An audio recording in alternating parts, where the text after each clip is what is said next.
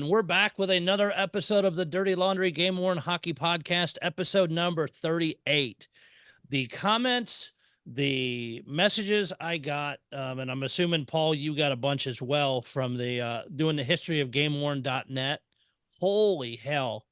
I mean, knocked my socks off with the number of comments and thank yous of, hey, I forgot about this, or I remember this. Just all the memories it sparked. I hope that got talked about at the first topic we'll touch on for the show, is the San Jose Expo.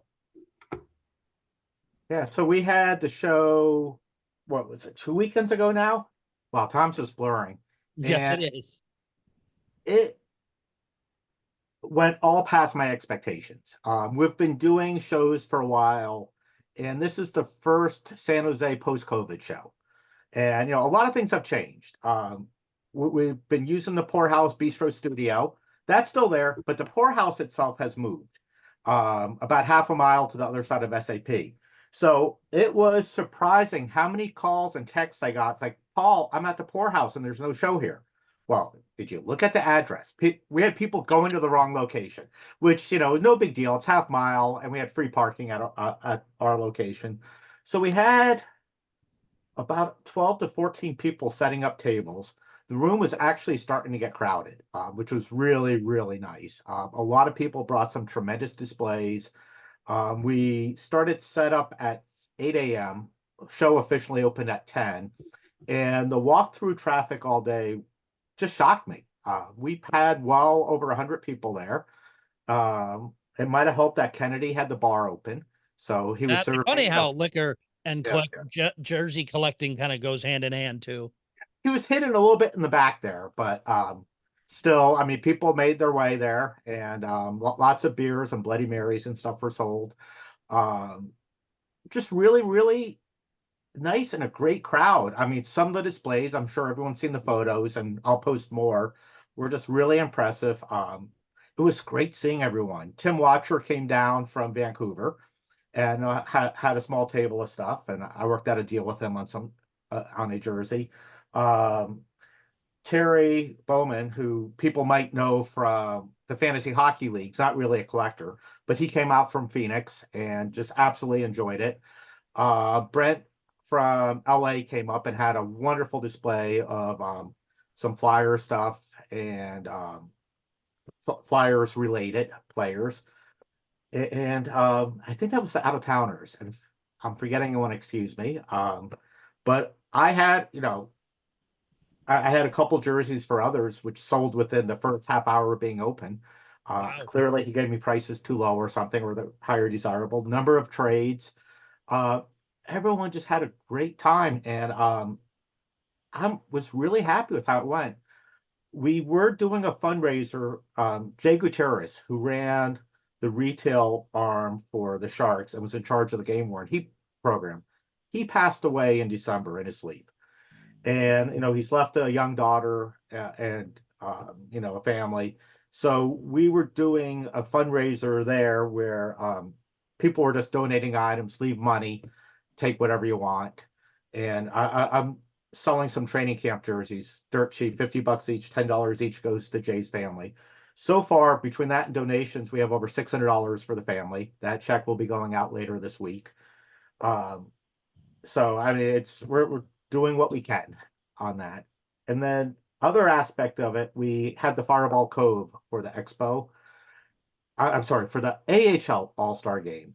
And as much as I've been negative about the NHL All-Star Game, the AHL All-Star Game was a blast. It actually seemed like the kids cared about it and played. It was no checking or anything, but it was still some decent hockey and fun to watch. It was fun being there in the Cove. All the mascots visited us multiple times, and it was a great 3 days. Totally blew away my expectations. I want to thank everyone, Mitch, Logan, Monica, everyone for all the help in setting it up, getting things going, and everyone who showed up and displayed. I'm just amazed what everyone pulled off. It was so much fun. We will do another one about it in a year. Some people are saying 6 months. I'm afraid we might oversaturate it if we do it every 6 months and people won't show up. But we're looking for next early 2025. Wow, that sounds so weird. Right. Yeah. And so thank you everyone. Oh, and it say the pictures look great. I saw some of the highlights from the All-Star game. Now I got a question. Were you guys at the end where the goalie made the went to go out and make the poke check and threw his stick and blocker, or was that at the far end? Because it was hilarious save. He comes way out far and does a poke check, and when he does, his stick and his blocker go right off his hand and slide into the ice.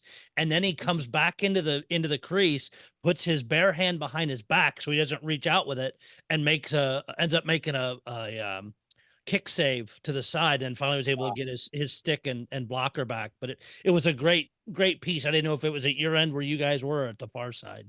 If that was during the overtime game. I think it was either overtime or it was the part of the skills. I'm not sure. Yeah. Oh, that was actually during the skills, and I was not paying nearly as much attention during the skills. I remember seeing that on the highlights. I was being a little bit, just social, put it that way. You know what? You got to meet with everyone, and I did not watch much of the skills, but I did watch almost all of the AHL, the Monday night games, the 3-on-3s, which I thought was great. It makes that stuff fun. Like you said, at that level, they're wanting to compete and wanting to show off because they're trying to hit the next level. Speaking of one of your cohorts, Mr. Mitch sent me this wonderful puck bottle opener. I have used it several times. It functions flawlessly. So if you are wanting to get one of those, reach out to Mitch. You can just PM him. He can get you all the details. Yep. Yeah, Paul's got one as well. It says drink your face off. I guarantee just that alone, and that logo is badass, will get people's attention. So before you go on, I'd also be remiss if I don't thank Zoe, who created the poster and stuff for the expo. I know a lot of people have seen that. Mitch plastered it everywhere. So really appreciate your help on that. I'm sorry? I said, of course Mitch plastered it everywhere. Mitch. I have one question. Did the Zamboni make an appearance? No, that is still at its original storage thing. We actually had permission from the poorhouse to store it there for a while. One thing to remember, well, I don't know if you guys know, we got hit with a hell of a storm. Yes, you did. Oh, I was worried about people getting flooded. I know we lost electricity for a while, somewhere during the All-Star break.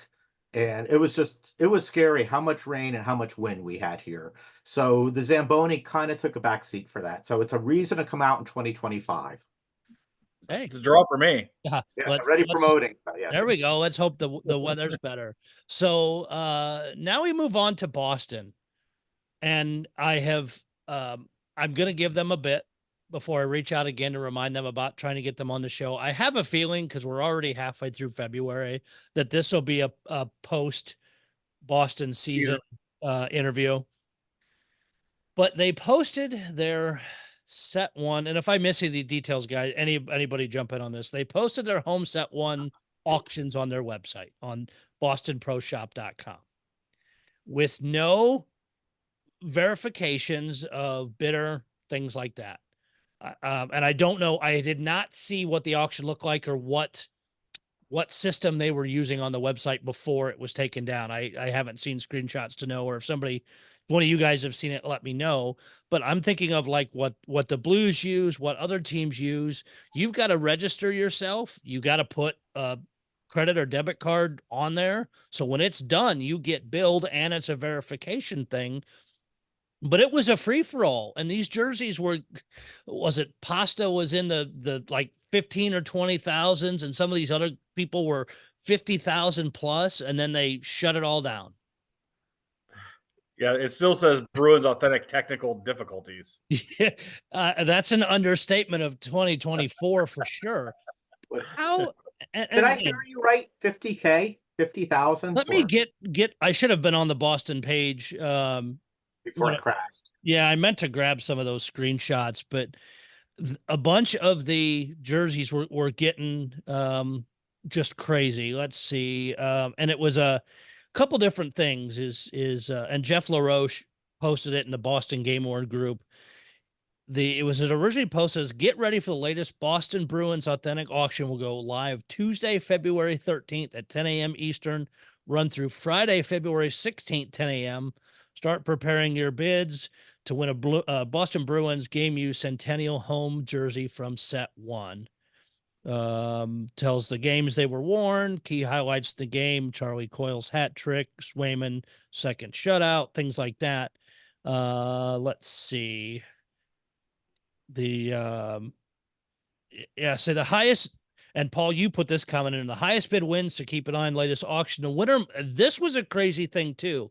The winner must claim their item within 3 hours of the auction ending. Do they require a credit card or anything ahead of time? No, there's zero. It was basically you I think put your name in or something. Yeah. So that's probably why they probably realized there was some shenanigans. And well, this was before there were any bids. That was the initial rules that started the thing. No, that's what I'm saying. Like when they get to 50K, they're probably like, "Oh no, we're in trouble." Well, yeah, that is clear something's up. Yeah. But to me, this is a hobby for most of us. And most people listening and all, it's a hobby to have 3 hours to finish a deal, which might end. I mean, at 1 a.m. your time, it's not right.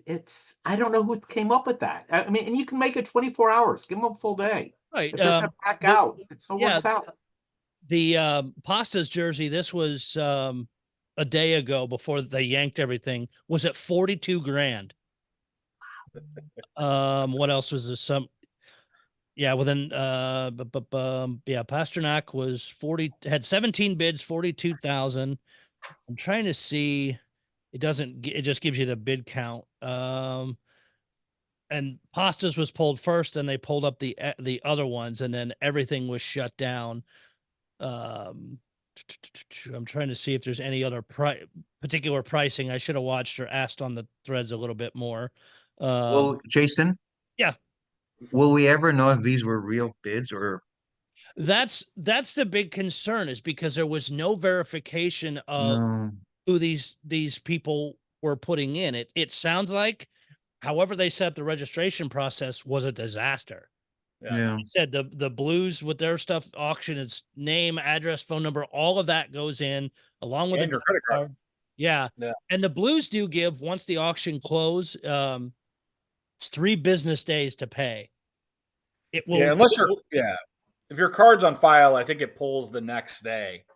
And anymore, the Blues require it to be. They updated the auction, I think this past year. It made it says must be on file, and I think they you made can't you bid unless you have a card. Yep. You can't bid unless because I had a card that was like that had expired, and when I went into an auction a while back, it was like giving me prompts like you can't bid until you update your card.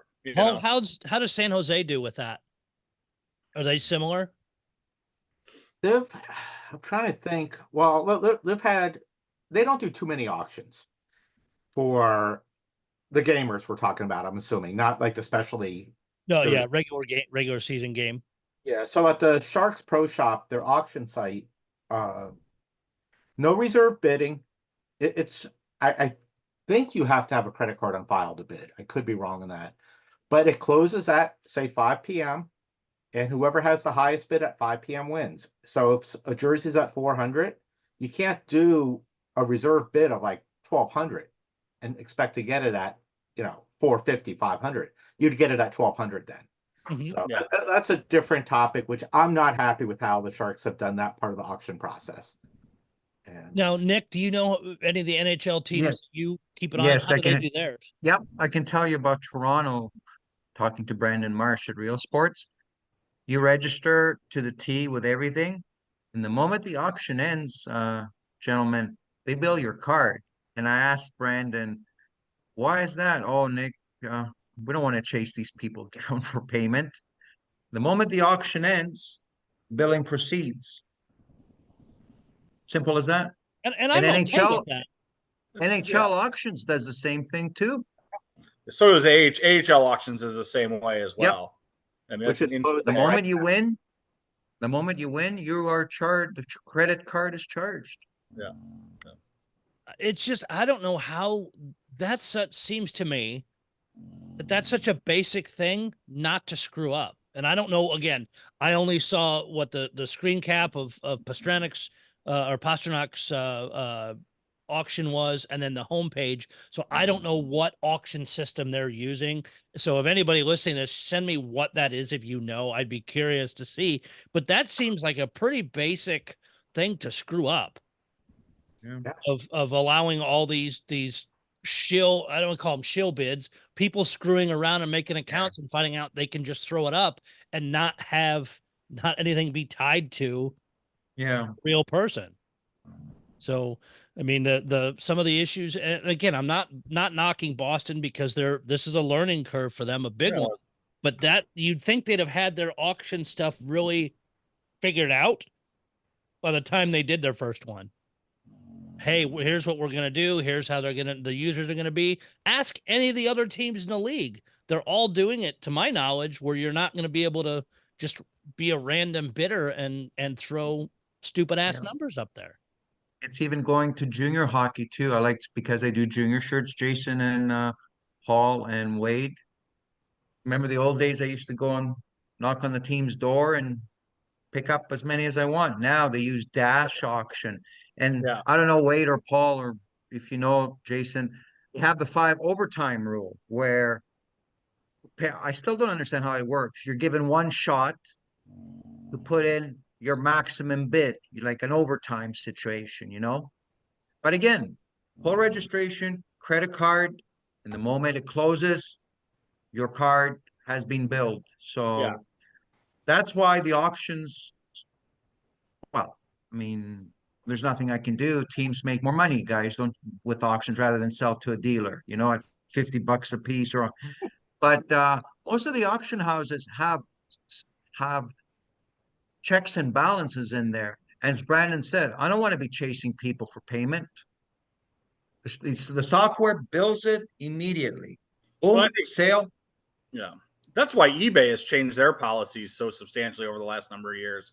You know, if you remember the old eBay, like you Yeah, could win something and then it could sit in your cart for a week. And I think, you know, as eBay has tried to get more money out of both the sellers and the buyers, yeah. I think that's why they built their system the way they have.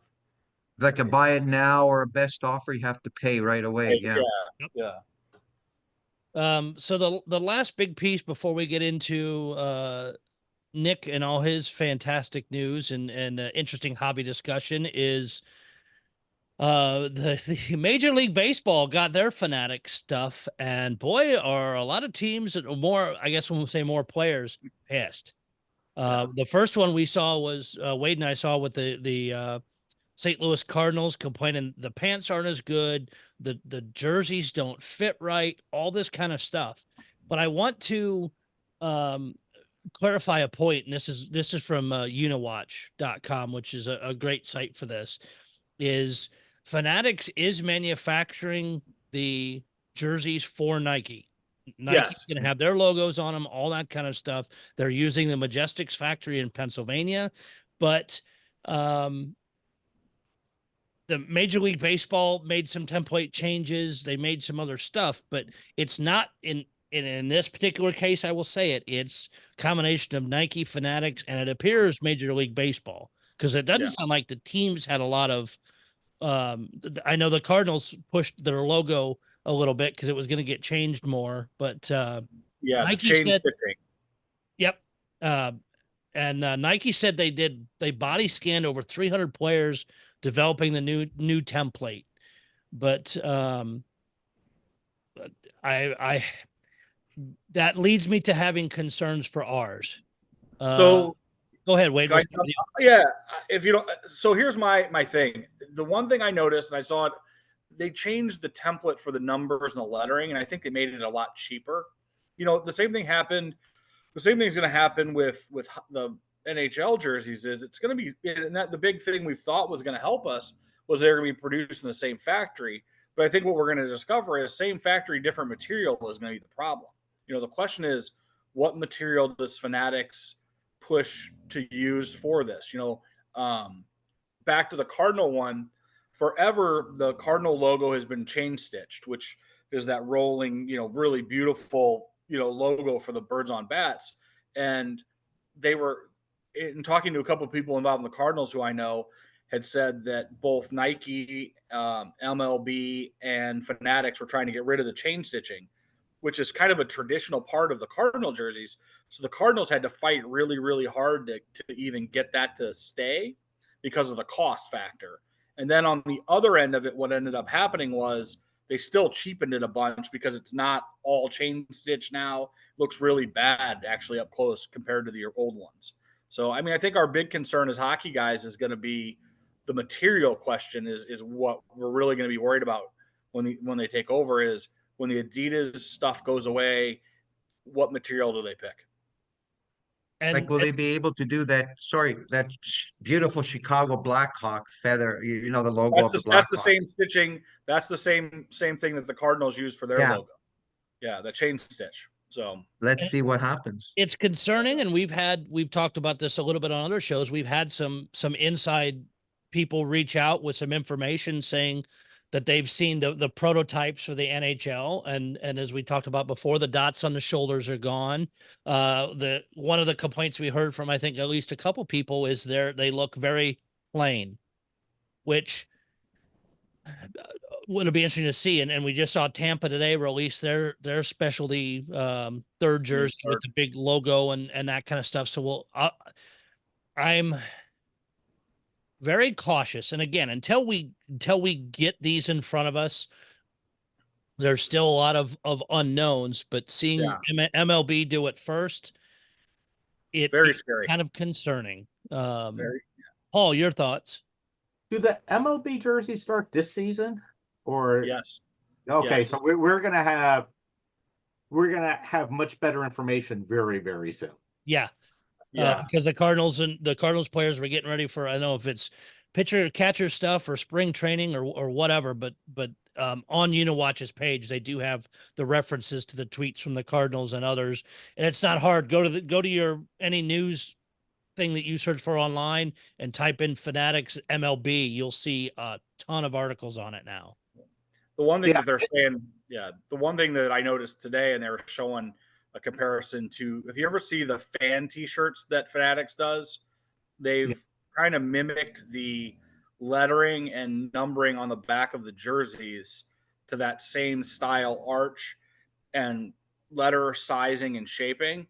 So like kind of tie that in, which really, really hurts the jerseys. I mean, it looks really bad on an authentic jersey. And on the one the Cardinals or the Blues, one of the St. Louis sports writers shared, it was hanging up on a hanger, and sections of the jersey, like the material was pulled in around like where they'd stitched on name or number and the logo. It was almost like the jersey was bunched up when they sewed it.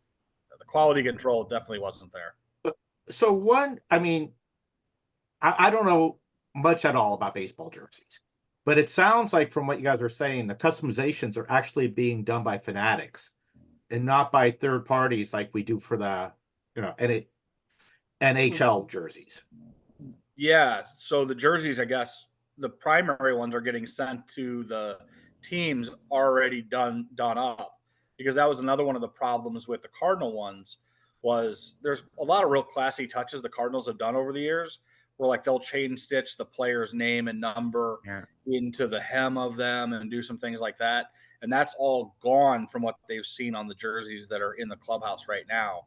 So it just seems like they took that what you're talking about, that, made from the clubhouse feel to these jerseys, and made it really, really McDonald's, like right off the line kind of thing. So I'm assuming baseball, the teams used to customize their own jerseys. From what you're describing, it sounds like it. At some level, yes. So what happens when a player gets called up from AAA and they need a jersey for him? I'm assuming that they're going to have to, I'm assuming that the clubhouses, just like in the hockey, are going to have the ability to put them together at some level. They're going to have to for that. Yeah.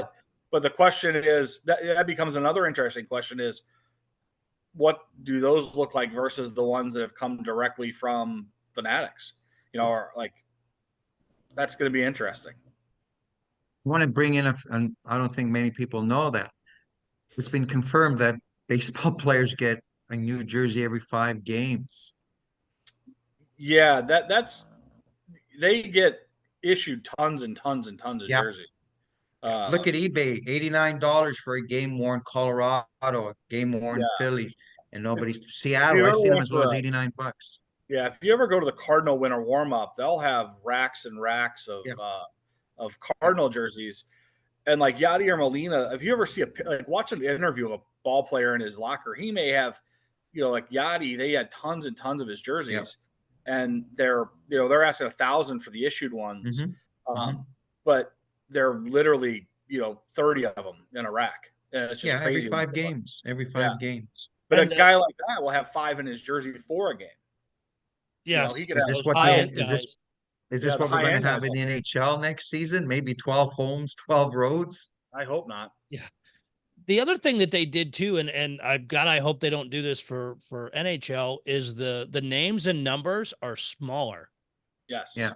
Visibly, you can look at the back of the jersey and go, Yeah. why does that lettering seem off? Because it shrunk. Yeah. A lot of teams are Miles Michaelis was the pitcher for the Cardinals, was one of the one really pissed.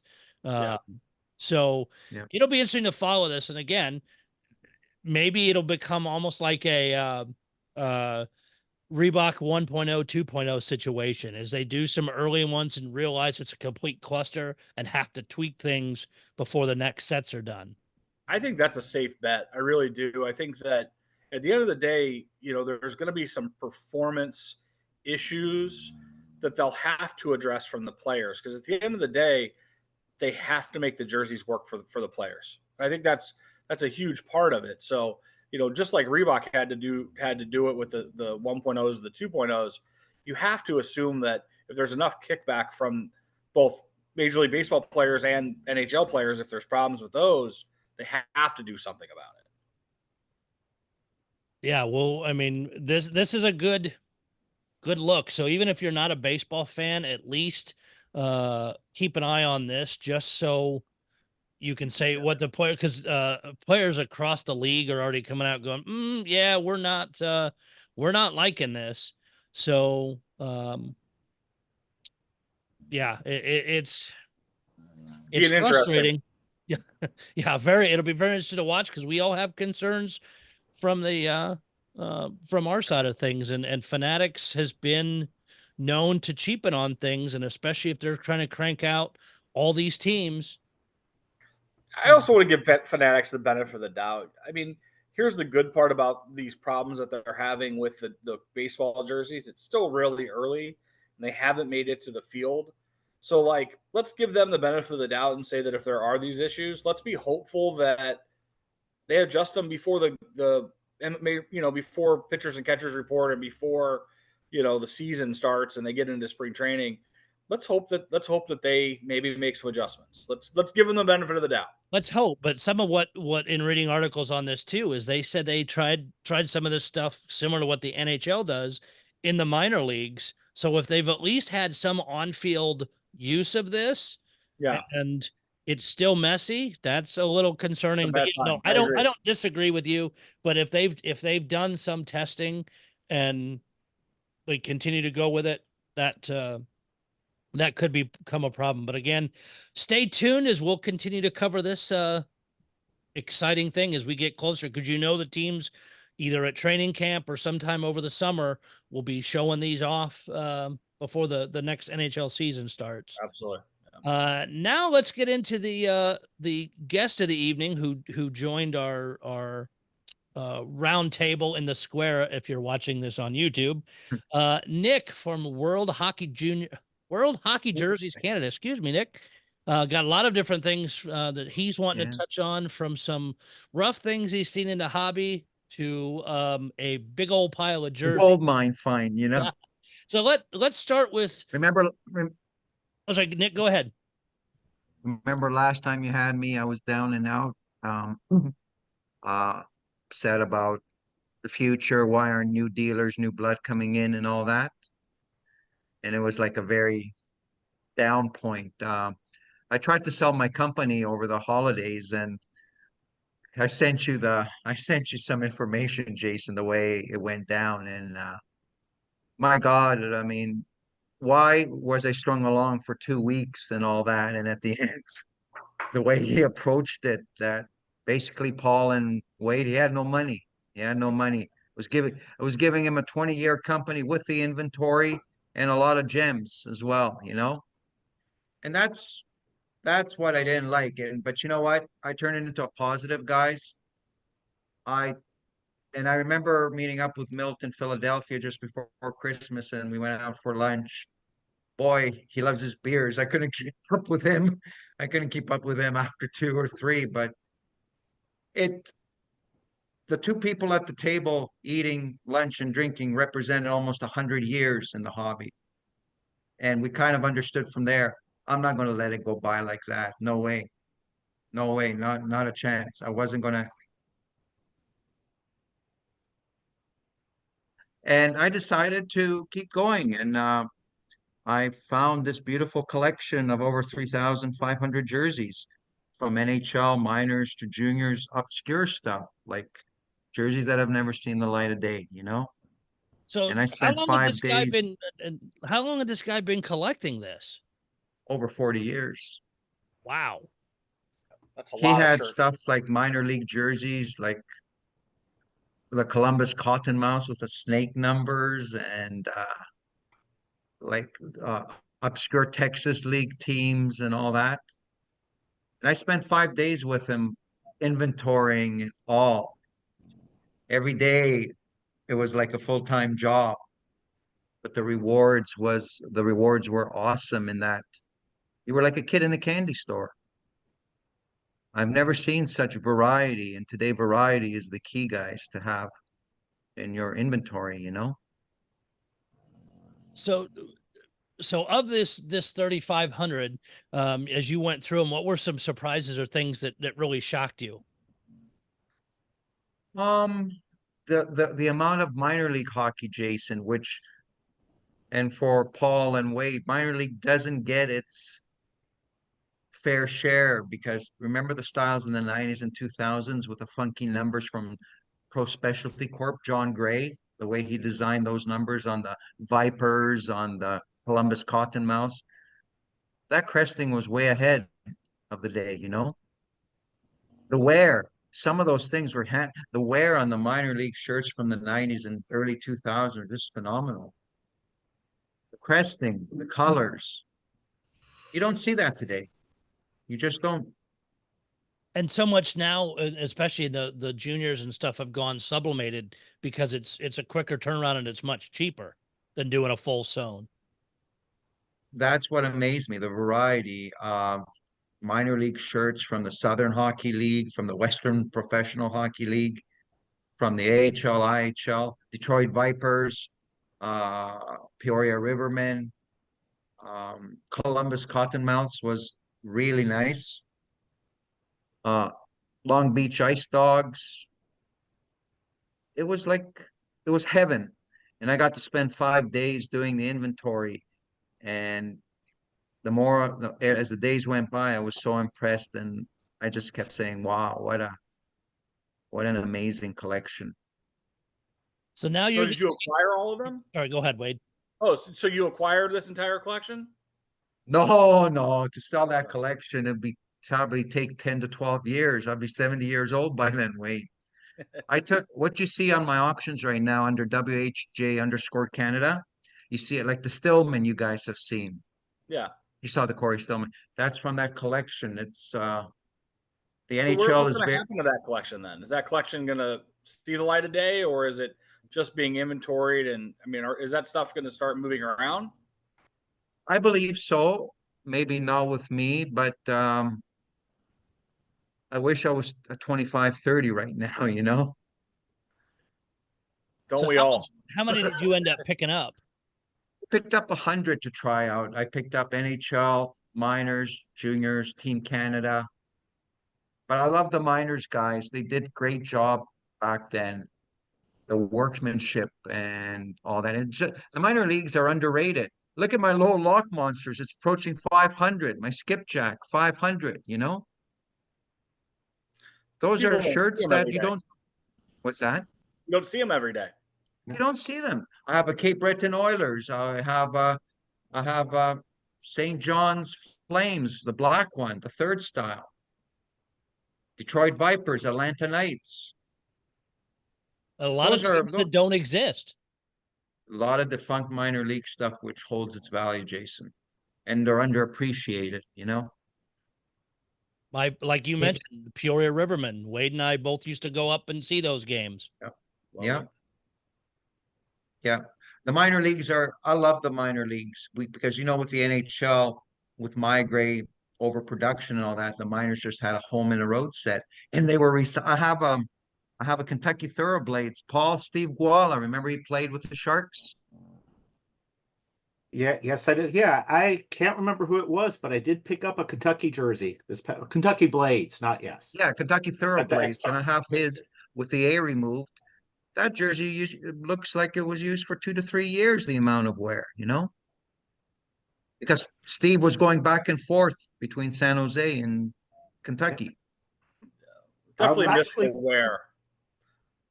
I'm What's taking that? a look at your jerseys right now on eBay. Yeah, go You're under right. WH. Yeah. That Skipjack's is beautiful. Yeah, Well, that's Tom Yeah. Tom Coleman must give thumbs up to that one, being from Oh, Baltimore. yeah. Oh, I know he collects them. It's a beautiful jersey. Look at the lock monster, how beautiful it is, the black one. Look at that. Now go back and switch screens again. The little lock monster. Where is that one? Oh, the black one with the purple trim. Yeah. That is a wonderful design. That's why I'm bullish on the minor leagues. I like him. I like him a lot. Even on just a small image I'm looking at right now, I didn't blow it up. The wear is incredible on the sleeves. Yeah. That is It's really it has you don't see that today. yeah. But the one thing I learned from all this is that I connected the building of the rapport and the friendship and the trust as the days went by. That's the beauty of the hobby. It's not the jerseys. The building of the rapport and the relationship led to this find, and for me to have as much as I want and I can do. That's for 5 days, I was part of his household, and that's going to remain. That's the thing that we overlook sometimes. And you see the behavior that's going on right now too. I mean, I enjoy the rapport and the friendships and all that. And this has led to a nice find for me. And God willing, I'll try my best as much as I can. But as I said, I wish I was younger, and because there's enough there for 10 to 12 years. Yeah, because you don't want to dump all that stuff, regardless of what levels. No. It's dump that all in the hobby at once, because there is only so much money going around, and Yeah. some of those things take more research. And if those were a Yep. team that lasted whatever league it was, maybe have only lasted a year, there's not as much either knowledge of them, or you hope there's a ton of interest if it's a short team. I know and we talked about in the last show with Bloomington getting their East Coast Hockey League team next season. That's stirred up a lot of interest in getting the people trying to find jerseys from the other teams that have been in Bloomington. So some of those kind of things will draw that out. So after you go through these first 100, do you anticipate to pick up more? Jason, we'll see how it goes. The gentleman has been great with me. He said, you take whatever you want, as much as you want. It's the friendship and the relationship that we have that's forever. So let's see how the first 100 go. You learn through this, Wade and Paul and oh yeah. Jason. You learn. It's a learning process. Jason made good points. You don't flood it right away. Remember the collection from Tom Nathan and Joe Wooten. I mean, that was flooded immediately, wasn't it? Yeah, and the volume is what gets you. Is if you've got so many out there, the hot ones will go first, and then it takes time to move the rest. Yeah. I think we're seeing that right now more than any time. Is in talking to a lot of people, everything has went really, really soft right now. It's time for it, but I think that what happened is there was a huge influx of material into a hobby that is not huge, in the sense that there's a lot of people to collect, but there's not a ton of collectors. But there was a big influx of a lot of higher end stuff. the things I've kind of been watching and noticing is it seems like that stuff is holding really still pretty strong, but Yeah. the lower end or mid grade stuff is really kind of bottoming right now. I mean, like there's a lot of a lot of those $400 to $600 jerseys are selling for 250 to 450 now. I mean, Mm. I think we're seeing a little bit of that, and I think that's because of the amount of the volume that was kind of put into the hobby pretty quickly. You made a good point. The minor league and the junior or niche market, when you look at that area of jerseys, Wade and Paul and Jason, my customers are really the niche. It's a niche market. Yeah, yeah. I mean, here, like I obviously am a Blues collector, and I collect usually our AHL team. And the one thing that's interesting to me more so now than ever is our affiliation with Springfield in Massachusetts is interesting because there's a lot of collectors there, and they've got a lot of really good collectors there that spend some money, that like that stuff, that follow their specialty jerseys, that buy their gamers. And the prices to get into a lot of that stuff is pretty substantial, but I've noticed that the secondary on it is not as much. And I think that Yeah. has a lot to do with the fact that there's that initial buy, but I don't think that has as much of a secondary draw. And I've seen a lot of those jerseys that become available and they kind of sit a little bit. And I think that's with any smaller league. I think there's obviously your collectors and your people that collect that, but it also becomes hard on the secondary until they get to what you're talking about, which is defunct, old, 15, 20, Yeah. 30 years old. And then suddenly they jump back up, Yeah. you know? And another one, maybe they've been looking for that specific player, their favorite Oh, player for for sure. 30 years. Yeah.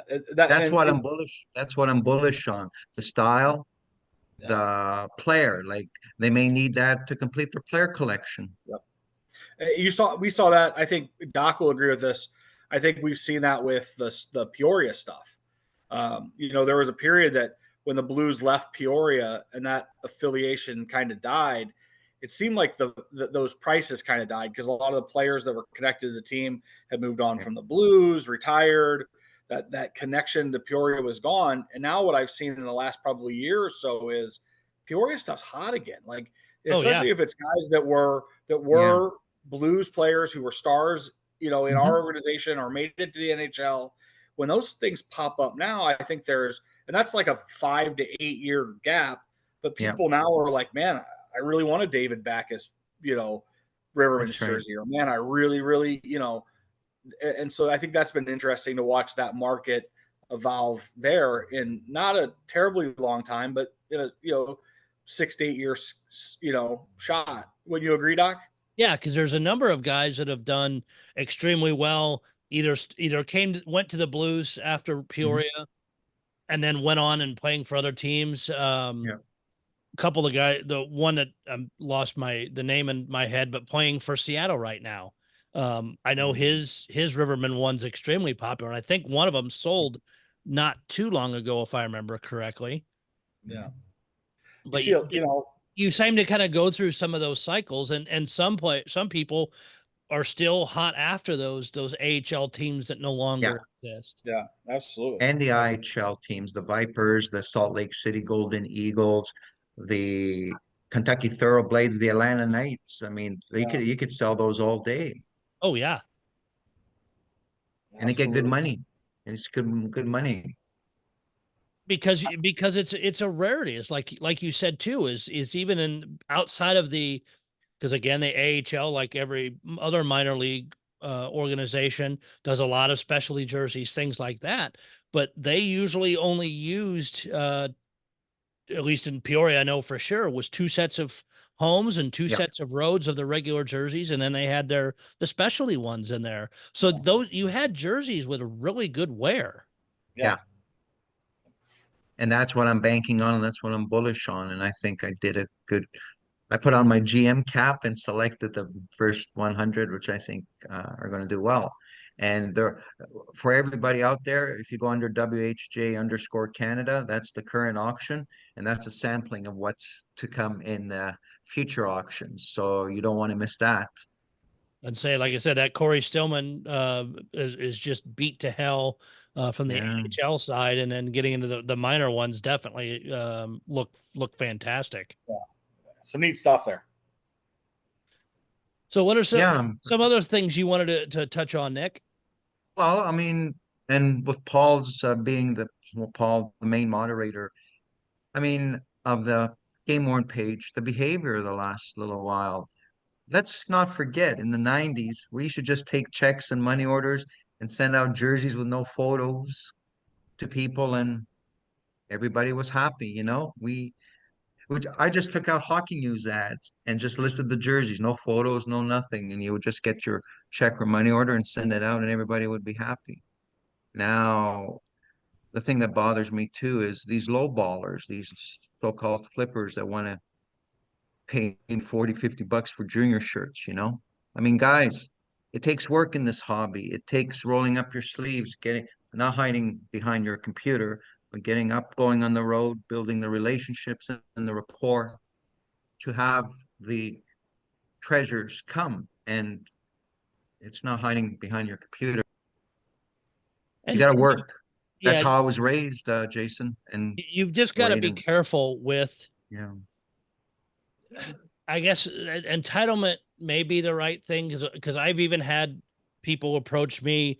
Oh, I know all about photo matching, and I know all about this, and I know their background, and they've been doing the hobby stuff for a year, and then they decide they want to go do all this stuff, and yes, it's easier to learn about the modern NHL jerseys, the current stuff, how the teams are kind of doing it, and be able to go, because not to bash anybody, because I use the hell out of the page, but some of the people that I'm the photo match expert, all they're doing is going to Getty. Guess what? All of us can do that same thing. It's not some magical thing that nobody else has access to, but I've had so many of people course. going, I can, and you know what? And the photo matching's a blast. I enjoy doing it. I'm Me waiting on too. a jersey to get here so I can photo match it, hopefully. But I've had some run-ins with people that are very young, but want to act like they're this experts and know all this stuff, and it's like, you're full of crap. You think you know. Okay, you might know what the Blues did with the jerseys this season, or certain things. Tell me what they did 10 years ago, or tell me how many sets, or tell me that knowledge takes time to acquire. But it's, people want to be, it's, and I think I even made this reference in a past podcast. It's we've become the Amazon 2-day free shipping. We want our stuff now, and Yeah. as soon as we order it, okay, when's it getting here? It's that instant gratification, and things take time. I mean, even in some of the modern jerseys, if it's a weird situation, you may not photo match it right away. I had gloves of, and I've told this story before, of um, a hell of a blues player that All Korea. yeah, thank you. Jesus, I don't know why I don't know why I can't pull that out of my head tonight. I haven't had much sleep. That's probably why. Had them in my collection for 3 years. Bought them directly from the team. Couldn't match them, and Korea was photographed a ton. It was on a freaking bobblehead box. So it's, don't, if you're coming into this hobby, let us help you. Let us help you learn. Let us Yeah. help you get understanding. Trust us, we're not a bunch of jerks No. and idiots, and we don't want to protect this little bubble. No. We want to No. bring you in, and Nick, you get it, and Paul, you get it, and Wade, you get it. You got to be We'll humble. share. We'll share the techniques of chasing this stuff down. We'll show you to. We'll help you build the rapport. We'll show you to get out and go and search and make the connections. It's not hard. We've all done it, haven't we? This is all. But you This whole can't thing is. expect to have it. You can't It's expect to have relationship. it It's all at the relationship expense. based. Right. As we It, talked last week, or sorry, 2 weeks ago, about the start of GameWorn.net. Yeah. That was when we were really first brought together, and it Yeah. was uploading photos and having to be in front of a computer. You couldn't access this crap on your phone because you didn't have phones that could do all this great thing. And it wasn't an instant thing. It was, hey, when I got home from work, I got to sign into the page, see if I got any messages, see what people posted. It was almost like a I get to go do this as soon as I get home from work, and maybe I can make a deal, or maybe I'll sign in at work. But it's come so far, and I don't mind the instantness of it with being able to access on the phone and people post and be able to post pictures immediately and all these things, but we still got to keep the humanity about it. And Nick, I don't, Mhm. you're not out of line at all with some of that getting lost, but people like us and even this podcast and other people are working to make sure that this community is welcoming and won't Yeah. tolerate BS. No, I mean, I'll Paul, help people all the time. I if they want it inside of them and they want to do some work and chase it, I'll give them my tips. I love sharing, you know that, my information, my videos that I have from Hockey Night in Canada, which I'll get to in a little bit. I love to share that, you know. and Paul, you admin I believe it's the biggest page of any of the collecting pages. I It Wade, is. you and I admin the Blues one, and I help with a few others. And that's one of the things that I believe is policed pretty well. I mean, Mhm. we'll give people a little bit of slack, or we'll give them Yeah. some warnings, but we're not out there to censor people or to, well, you only like positive opinions. No, we don't like people being jackasses. It's like That's it. if you want to critique a jersey or do certain things, that's fine. But Or be lowball somebody, like lowball somebody. right, or make fun of what they're asking or whatever. Mhm. And you know what? If you think it's out of line, then it's going to sit there. It's not going to sell because the pricing's out of line. And I know people want to make snide comments, and that just don't. It's not conducive to anything positive. It, No. Again, I don't want to tell people what to think or what to say, but sometimes, you know what, just as for somebody that was in political talk radio for about 7 years, I'm so tired of that stuff. So Yeah, I, dial it back a little bit. If you don't, I mean, again, if you're gonna make something that either helps a comment that helps the sale, or if the yep. person listed it and hey, you know more information, or you found another photo match, or you realize something maybe was listed incorrectly, because we see that a lot, is people will put, if especially on the older jerseys, maybe the Yeah. date's wrong, or they did some research and think it's this year. You know what, if you researched it, or you know what, I know because of this logo or this thing it should be this other year, that's helpful, and we thank people for doing things like that because it advances the hobby. Yep. Rant over. So I will add a few things to that. I'll have to do my weekly plug of, if there's a problem on the page, use the report to admin button. That's the fastest way for us to see it. I mean, tagging me in, it's cute sometimes, but it's not faster than report to admin. And then I know exactly what we're looking at. Because sometimes when you're tagged, you click on Facebook, doesn't bring you right to it and all that. I'm not as bothered by lowball offers as Nick is. It's all part of people trying to get good deal.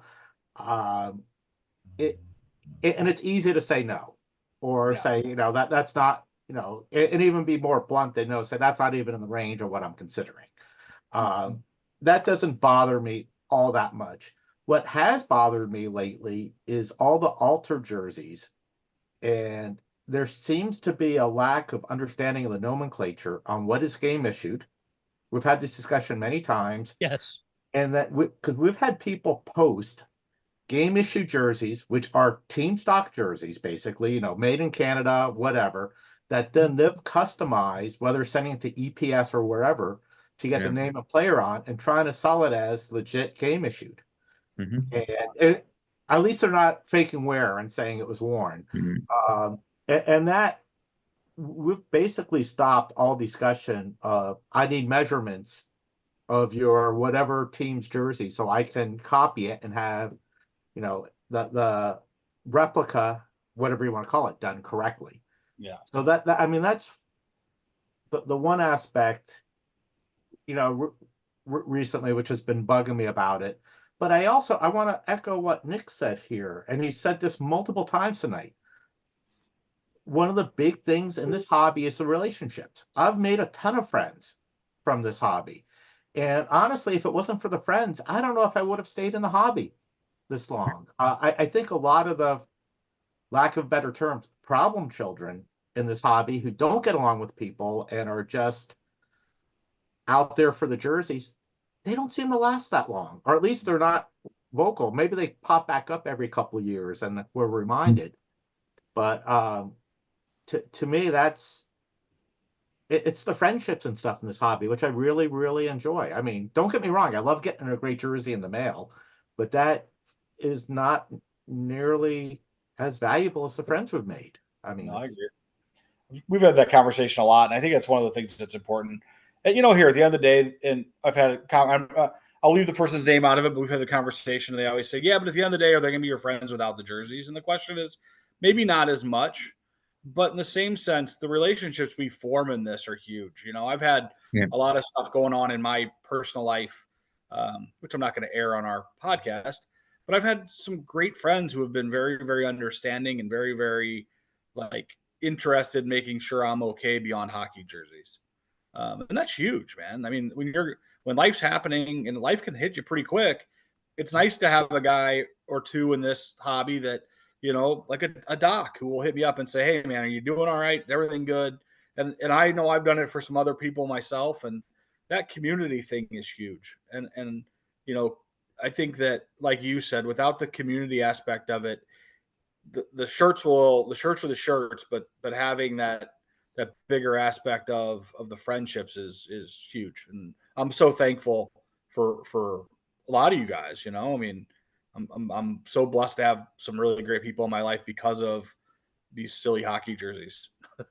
And that's why, even when I mean, you were one of the first people I reached out to, Wade, and Paul, you were too, with launching this. It wasn't about, oh, I can maybe make money or I can get sponsorships or do all that stuff. No, it's about, I loved radio, and some people will accuse me of wanting to hear my own voice, but take that for what you will. But it was, we could bring another aspect to this hobby besides just the Facebook groups and the expos. Being in person, all that are fantastic, but doing this where we can touch on the different topics and follow the hobby news, be it the Fanatics things or Boston or Winter Classic jerseys or whatever is going on in a hobby, is being able to sit down with different people and say, okay, what are your thoughts? And I appreciate everybody that reaches out or puts comments on the game warrant or the dirty laundry page, or when I share them to the Facebook groups, supporting, or hey, thanks for covering this, or you guys should talk about. I love that, because we want that interaction and we want to help people enjoy this hobby in other ways, instead of just like you said, Paul, and we're all excited to get that jersey in the mail. I've got one and I'm waiting for from the Blues to get here. That's exciting, but being able to share that with other people, because it's a real boring hobby if you're not talking to anybody. So, Yeah. Nick, you have some other things you're going to be offering up. Get to before we. Yeah. As I mentioned, I also collected over the last 40 years original Hockey Night in Canada games from uh, from the networks, and these are original broadcasts. These aren't classic games. There aren't 2 hour condensed. These are as they were in the 50s. I've watched most of them. You know how magic that is, watching Rocket Richard, Doug Harvey, Jacques Plante, Jean Beliveau. You can't compare that with today, you know. So what I'm thinking over the next little while is to offer that to all of you, to have a chance to share that golden era of hockey, you know. Wonderful. We've got games from the 50s and 60s, Detroit Red Wings from the Olympia, a young Gordie Howe. I mean, that is something where people would embrace and would love all day, you know. Now, how are you going to share these out? Well, what I'm thinking is posting them on my website and having them made available. Okay. That's in awesome. digital format or to It would be DVD. They're all in digital DVD converted. nice. Wow. Crystal That's clear, awesome. 10 out of 10 picture quality. No That's awesome. edits, as it was. Commercials, you should see the commercials with Oh, Esso that's great. and where they used to draw on the screen the commercials, you know? That's And awesome. you know what? That's a perfect thing for video matching and photo referencing and jersey referencing. That stuff hasn't been made available until now. That's That's This awesome. was part amazing. of the Brian McFarlane collection, a longtime Hockey Night in Canada broadcaster who the story goes Harold Ballard called them one day in the 80s and they were all sitting in the gardens and said, "You better get here, McFarlane, or else I'm going to throw this in the dumpster." And he saved over 900 kinescopes, the reels, you know? Wow. Wow. And there's a couple of St. Louis Blue games from the. I have the game where Eddie Shack is being chased by the three Blues. If you see the video on YouTube, Jason, I wanted to share that with you. It's 15 minutes of the third period, and it's live. You got to see the whole thing. It's hilarious. That's Gassoff, Plager, oh and one yeah. more guy, and he goes into Oh, the bench of Toronto. He just laughs, you know. I will definitely have to get copies of those because and it's funny too because Nikki, you think about how we go to a hockey game now. All Yeah. we wear jerseys and ball caps and all that stuff, and you go watch the games back then. They're in Shirt suits and and tie, ties. shirt and tie for the men, and skirt and all that for the women. absolutely. No goalie masks, no helmets, straight sticks.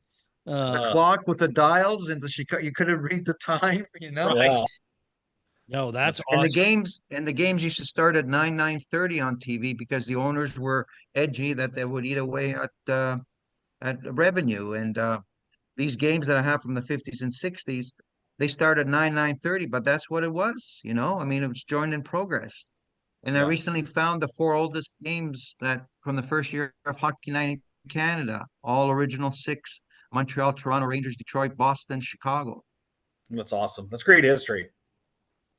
And you know what? That will be useful to all of us for referencing into it. Hey, can't compare today's game to what the golden era was. You know that. And who knows if all those games are available somewhere else. It's if like you said, if they were going to throw those out, who knows how many of those have actually been digitalized or saved any other way. You Yeah. may have some of those games are the only way they exist. Well, Brian McFarlane was good. He was a historian and he preserved them and he deposited that all in the archives in Canada, in Ottawa. You know, That's they were awesome. preserved. Thank God, because Brian saved those. Well, because CBC from 72 to 78, they kept because videotape was expensive back then. They kept reusing the same tape, and some guy at CBC in the mid 70s threw out Sittler's 10-point game, as many Stanley Cup games. They don't exist because they were thrown out by somebody in CBC. That's crazy. Yeah, that is insane. Anything else you want to touch on before we get out of here, Nick? No, I'm happy that I'm back. Uh, because the last time you had me on, I was basically down and out and, you know, questioning whether new dealers, and I hope we see the Hunter Lanes of the world or new young dealers. This Hunter has advertised he may start something, and you know, I wish him the best, and that's good to see because once we leave, and that's what I talked last time, Jason. You don't see much new blood coming in, you know. We have the flippers, but those guys aren't the traditional dealers that all of us were accustomed to. They knew, they did the work, they brought in them things to market, and they built their rapport and the relationship. I hope people like Hunter's age carry the torch. I really do. And we need that because I hate to Yeah, say it. I mean, looking at the four of us, we're all getting older, boys. yeah, and yeah. Speak and for I I mean, know. yourself. it sucks that we can't just stop that time. But yeah, I mean, we'll eventually all hit a point and go, okay, Yeah, it's time for us to move on from this. And our kids may not want it. I know my kids don't already. yeah, So yeah, yeah, I'm only yeah. 45. But it's making those plans. So we'll kind of go around the circle before we wrap things up. Paul, Mhm. have you got anything else that you wanted to touch on before we get out of here? I'll just follow up what Nick said there. I'm looking forward to what Hunter's coming up with. I know he's planning Yeah. on doing more of a formal type website and offerings on that. And Good to I know see. he will, I have faith he's going to nail it. He knows what he's Yep. doing. He's I'm Hunter's looking forward to it. So excited to see that. very sharp kid and nice to Yeah. deal with, and just a wonderful person. I've had the fortunate ability to get to know him a little bit at the Nova, and done a lot of deals with him over the years, and just Mhm. worked with him on some stuff. He's really a great, really a great guy, So I'm wishing him nothing but the best on that. And I agree. I think I'd like to see, and we have a couple young guys around St. Louis who are trying to figure it out. And, they Okay. do blue stuff and Cardinal stuff. So like, I guess the only thing I guess my addition to this is if you're one of us and you're a guy who's been around for a while, don't run those kids off. No. Give them good advice and information, and be a steward to our hobby so that it can continue on and grow from us. And I do Oh, think and I got one thing. Apologize. I had to get up a couple times. I've had a snorry dog and a dog that had to go out. So I try to keep them out of the podcast. No, you know what? We appreciate the snory dogs in the background because it again, it's all part of this live recording, and anything can happen. And you know what? Luna's just part of the podcast now. She loves and like being about. like the rest of our lives, this is a dog-friendly podcast. Yes. So I know tonight was a little rough for me, so I apologize for that. But again, I missed last week because I was ill, but I just, I can tell you that I'm feel so fortunate to have all you guys in the podcast. I think what Doc said earlier really reigns true. I think, when you came up with this idea and invited this is about sharing and hopefully continuing to grow our hobby. And I'm so fortunate that I had the opportunity to be a part of it. And I thank you, Doc, and I thank you, Paul, and guys like Nick for coming on. I was sad I missed last week because there's so many people like last week's version and this week's version where we get these people who have these decades of great knowledge and experience. We're so fortunate to get to share that. So thank you. Well, and Nick, Thank you. one thing I say before we wrap it up with you is you mentioned about all the Hockey Night in Canada tapes. This is not anywhere close to that level, but down the road, I mean, every one of these goes to both YouTube and to all the podcast sites. They'll may be out there long after we're gone, but it's Yeah. institutional knowledge of this hobby that Yeah. we talked about whatever. Well, okay, I didn't know that was happening. Now it's a recording of the Blues did these things weird with the jersey, or Boston did this, or whoever did these things. So it's out there now as it sounds weird, a historical record. One example today, I watched a Vancouver-Toronto game, November 1973. The Canuck players, all of them except one, had their jerseys, the stick style, with no V like the first 2 years. But there was one player that skated in after a goal, and that player was he stood out because he was wearing one of the first 2 years of the jerseys with the V's on the shoulders. And I mean, nobody would have known that had I not seen that. So you see, this kind of resources will be there for the new dealers, the new collectors. What I'm getting out there is reference forever. Even when I'm gone, they'll be there. That's awesome. And Nick, I'll be reaching out to you more on you mentioned the Rivermen and Blues, see what else you've got coming in auctions for those so I can plan my wallet accordingly. Peoria Rivermen, back then, I remember nobody wanted them. Like because they were dull. They weren't the funky IHL teams, but now you could sell them all day from the 90s and early 2000s, Absolutely. Before we get out of here, want to thank Mitch again for the wonderful bottle opener hockey puck. Like I said, if you want to get one of those yourself or get a t-shirt, reach out to him and he can get you set up with pricing and all that stuff. I apologize, Mitch. I don't have it in front of me at the moment. I should have had that ready too, but was nice enough to send this to me, and I promise it will get great use. So on that note, gentlemen, another fantastic show in the books. I hope you have all a fantastic evening. And if anybody, again, wants to join a show at some point, reach out to me, to Wade, to Paul, or if there's certain topics you want us to cover, ask us those as well. Like I said, I'm still working on some different interview stuff. I got to touch base with Boston again. Like I said, I have more of a feeling I think they'll be after the season, but have some other things in the queue. And Nick, thanks for all the fantastic information from you, and wish you the best with getting these jerseys moved. Thank you very much. And if I can help anybody with research and all the information we've talked about tonight, my door is always open 24/7. We'll get this posted soon, and give us a like, follow on whatever system you watch this on or listen to this on. Appreciate all the comment support. Even if you like her on Spotify, do the 5-star thing. I'm curious to see if we'll ever rank anywhere. More of just, I'd like to see it show up on somebody's searches. So thanks for all the support. We'll see you back on the next one.